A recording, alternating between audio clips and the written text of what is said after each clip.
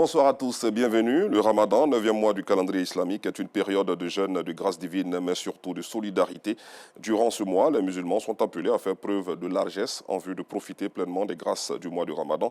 Une législation très bien respectée par les fidèles musulmans qui, vous le verrez dans le dossier de l'A2 avec Abdul Aziz Guira et Assita Diarra, se mobilisent, donnent de leur temps et de leur argent en vue de permettre aux personnes défavorisées de rompre le jeûne aisément ou même de passer ce mois dans de très bonnes conditions.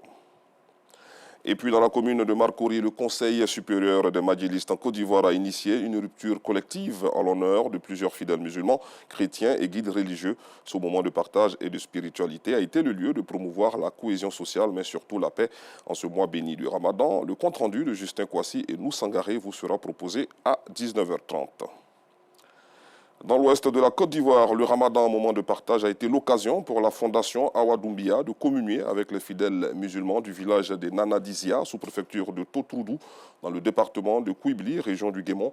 Les détails avec Gervais Kouassi du bureau régional de RTI Mans et Anissette Konan-Blessing.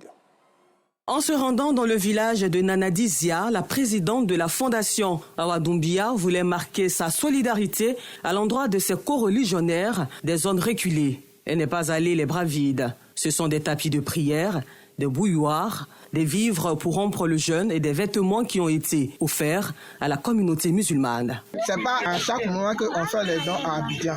Il faut aller dans les zones qui sont converties nouvellement. Il faut les encourager à rentrer en profondeur dans l'islam. Voilà pourquoi j'ai fait ces dons-là. Les bénéficiaires ont salué la donatrice qui n'a pas hésité de braver le mauvais état de la route pour venir à leur rencontre et surtout les soutenir en cette période de piété. Là, Imam est content de votre don et prie beaucoup pour la paix de la Côte d'Ivoire. Que la paix n'a qu'à revenir bien en Côte d'Ivoire. Tout ce que vous faites n'a qu'à marcher en Côte d'Ivoire.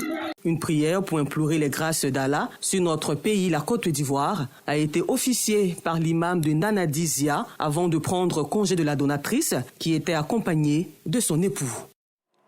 À l'international, le Rwanda célèbre depuis hier les 30 ans du génocide des Tutsis. Kigali s'affairait donc au dernier préparatif avant la cérémonie donnant le début des commémorations du 30e anniversaire du génocide qui doivent durer 100 jours.